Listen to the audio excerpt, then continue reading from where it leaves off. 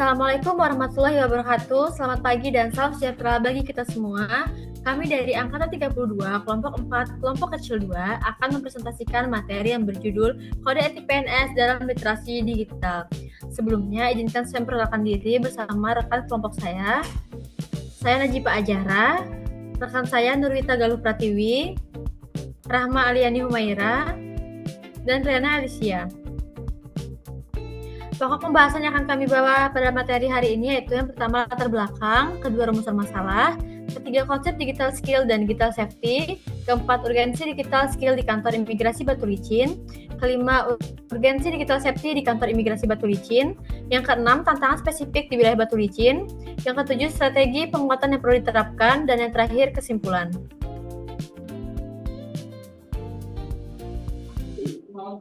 Pertama, latar belakang.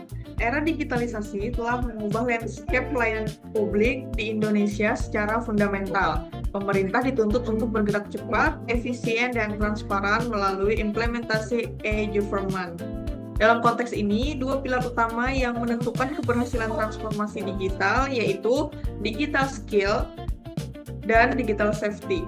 Kantor Imigrasi Kelas 2 TPI Batu Licin yang terletak di Kabupaten Tanah Bumbu, Kalimantan Selatan memiliki peran strategis dalam pengawasan perbatasan, penerbitan dokumen perjalanan atau paspor, serta pengawasan warga negara asing.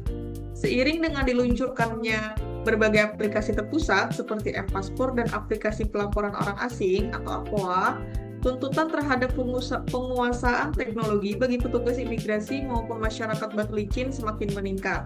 Namun, digitalisasi ini juga membawa risiko siber, seperti kebocoran data pribadi pemohon paspor. Oleh karena itu, keselarasan antara kecakapan menggunakan teknologi dan kesadaran menjaga keamanan siber menjadi hal yang mutlak diperlukan. Di sini dapat kita lihat bersama-sama terdapat beberapa rumusan masalah. Yang pertama, apa yang dimaksud dengan digital skill dan digital safety dalam konteks pelayanan publik. Kemudian, bagaimana tantangan dan penyerapan digital skill dan digital safety pada kantor imigrasi kelas 2 TPI Batu Licin. Kemudian, apa solusi untuk meningkatkan kecakapan dan keamanan di digital demi optimalisasi pelayanan keimigrasian di Batu Licin.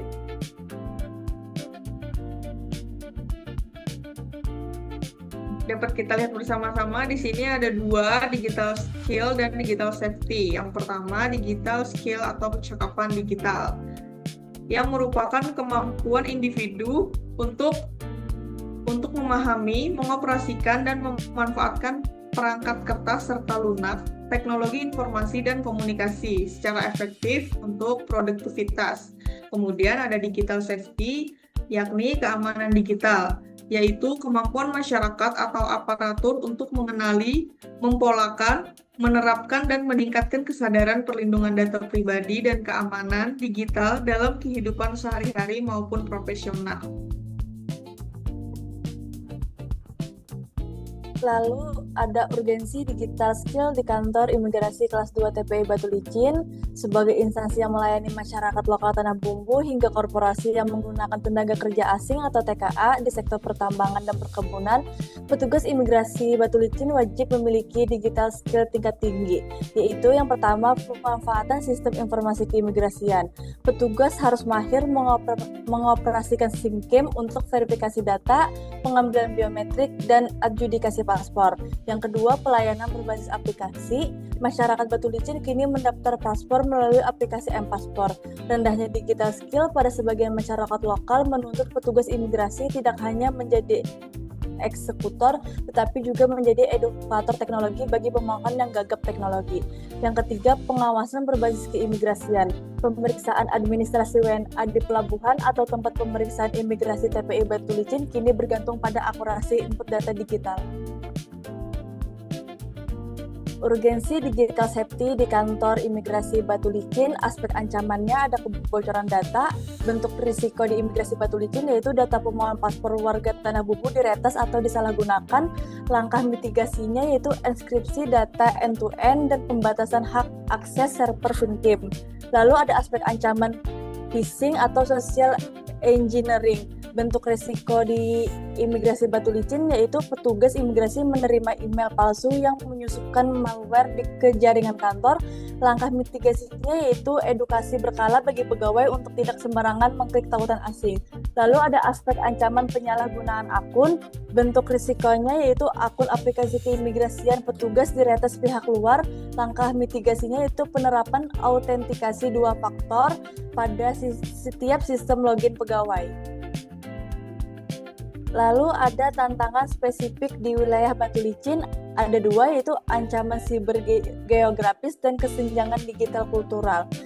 Ancaman siber geografis yaitu sebagai daerah pelabuhan atau TPI yang kerap disinggahi kapal asing, kerentanan terhadap infiltrasi digital atau spionage data keimigrasian relatif lebih tinggi.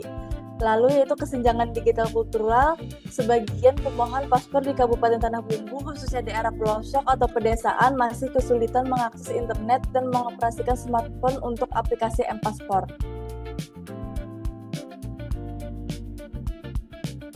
Untuk strategi penguatan yang perlu diterapkan, yaitu pertama kita perlu menyediakan booth edukasi digital di mana booth itu berfungsi untuk membantu masyarakat yang kesulitan menggunakan aplikasi antrian online sekaligus mengedukasi mereka tentang cara menjaga kerahasiaan password akun mereka.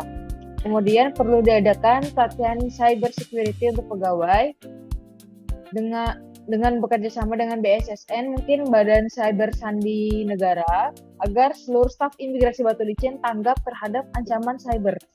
Kemudian perlu dilaksanakan sosialisasi KTL, kenali target lewat digital, menggunakan sosial media resmi imigrasi Batu Licin untuk menyebarkan konten edukatif mengenai tips aman bertransaksi digital saat pembayaran PNBP paspor melalui mobile banking.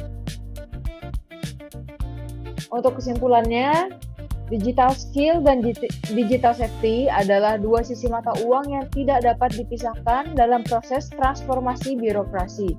Kantor Imigrasi Kelas 2 TPI Batu Licin telah berada di jalur yang tepat dengan mengadopsi berbagai sistem pelayanan berbasis digital. Namun, peningkatan kecakapan operasional atau peningkatan skill harus diimbangi dengan penguatan benteng pertahanan cyber atau safety demi melindungi kedaulatan data negara dan privasi masyarakat Tanah Bumbu. Sekian presentasi dari kelompok kami. Mohon maaf apabila ada salah kata. Kami akhiri. Wassalamualaikum warahmatullahi wabarakatuh.